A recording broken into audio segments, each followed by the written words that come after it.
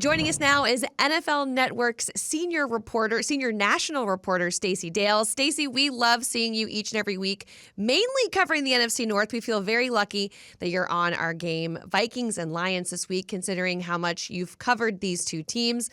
On a scale of 1 to 10, how excited are you about this matchup? I'm like a 12, I think. So it's good to be with you. I have had quite a few NFC North games because it is the best division in football this year, Tatum, and Happy New Year to everybody. I just think it's remarkable, really, to have two 14-win teams competing for the number one seed. I've been on the phone with players this week. I just got off the phone with Taylor Decker with the Lions, and even they're kind of marveling at it. Like, who would have thought? And as I said to him, you're kind of victims of your own success, right? And we're not even talking about the Packers. So it's going to be a lot of fun on Sunday night. It's actually really interesting you bring that up because after many conversations with players, they have that game by game, week by week mentality. However, they're not shying away from saying this is maybe the biggest regular season game of our careers. From your conversations with both sides, are you kind of feeling those same emotions? There's no question. And I think a lot of the times you and I, we go through this season and we cover whatever teams we cover. I cover the whole league, and you get the same thing cliche week after week. We got to go 1-0. And I know the Vikings have talked about that, and that's kind of a mantra for them, but it's the next game up. It's the most important game because it's the next game.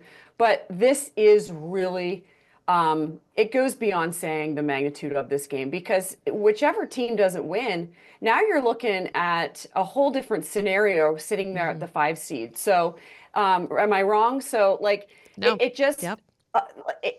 it's so remarkable that even with the Packers and the way they have performed, that the loser of this game faces an almighty kind of wild card start in the playoffs if they don't get this game. And when you go back to week 7, when these two teams played, right, we both saw it.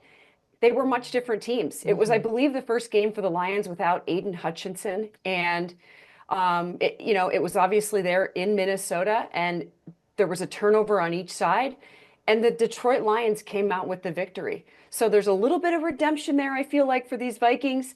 And I think they're playing their best football as they come into this game, and they're relatively healthy as you can be at this stage in the season. Yeah, you are so correct on so many of those points. This Vikings team feels like they have found their identity here in this 9-game win streak. They haven't lost since that Lions game, and then 5 days later to the Rams. And it's interesting you mentioned that because TJ Hawkinson is back in the mix, and now he heads back to his former team. Is there a matchup that you are really interested to watch, see play out again on Sunday? Well, it's so fascinating because when you look at the skill positions on both of these teams, it's eerily similar how good they are in their own respective ways, right? You've got Jahmyr Gibbs, who's kind of taken over some of David Montgomery's touches, and that includes out of the backfield. Amon-Ra St. Brown is as good as we've seen in the league, and Sam Laporta. But you talk about TJ Hawkinson and his impact as he's returned to the lineup. And I remember back in training camp talking about Jordan Addison and Justin Jefferson, and how the fans are always kind of like, well, what are you talking about? Like, you might be the most dynamic receiver duo in the National Football League with those two. I mean, if you take Justin out of the mix, all of a sudden Jordan has a day, and vice versa.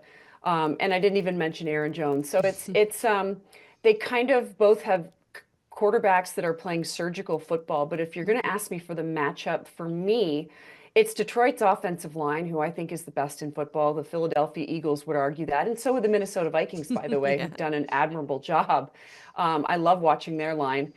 But against Brian Flores' defensive front, because of the multitude of things that, as you know, Tatum, he shows and gives you. And, again, talking with Detroit players this week, including Taylor Decker, their starting left tackle. Frank Ragnow is so important in the middle of that thing, and identifying and making sure that they are in the right alignment and assignment before that ball is snapped. And, I say that because I think they're a big reason why this Vikings team is the most turnover-prone, opportunistic team in the NFL. They got 31 of them on the season. They lead the league in interceptions. It's a blast to watch. And then you have the quarterback matchups, of course, which, I mean, both guys have career highs and touchdowns. So what else can you ask for? If you like some offense, maybe we'll get some. Who knows? Maybe it'll be a defensive showdown on Sunday night. Yeah, I feel like every time you sit there and say, oh, this has all the makings of a shootout, it's usually those games that seem to be more of a shutdown defensive Right? performance. So you never know what you're going to see on Sunday. However, the atmosphere, the stakes are as high as ever. And you've got two exciting coaches on either side of the field. You've got Kevin O'Connell, the calm, cool, collected, and then Dan Campbell in your face, very physical, very much that kind of like gritty guy. What do you look forward in seeing the two head coaches dueling against each other? It's an interesting dichotomy you bring up because I feel like you have those personalities in these head coaches, and yet some of the big time leaders around them are complete opposites. For instance, with Dan Campbell, you have Ben Johnson, who's so calm and collected and cerebral. And Kevin O'Connell, you listen to one of his press conferences, you can hear one of my dogs in the background. Then you look over at Brian Flores on the other side, and he is marching up and down the sideline, getting his guys going. So I think there's a beautiful blend, my point being, on each of these staffs that they have cultivated and their players respond to. But when you think about Dan Campbell, I mean, he's gonna call it on fourth down. I mean, he's going to like be exactly who we think he is. And I think Kevin O'Connell is preaching this week, we better get turnovers and we better not turn it over because that team leads the NFL at home. Think about this number, 36 points a game at home, the Detroit Lions average.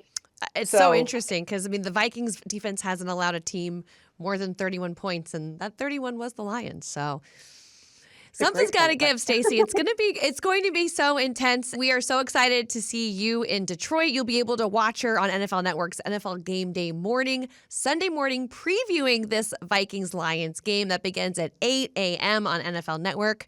Stacey, thank you so much. Enjoy all of your chats with all of our guys leading up to the game, and we'll see you on Sunday. Great to be with you guys, and just what an incredible franchise the Minnesota Vikings are. So it's going to be a great game.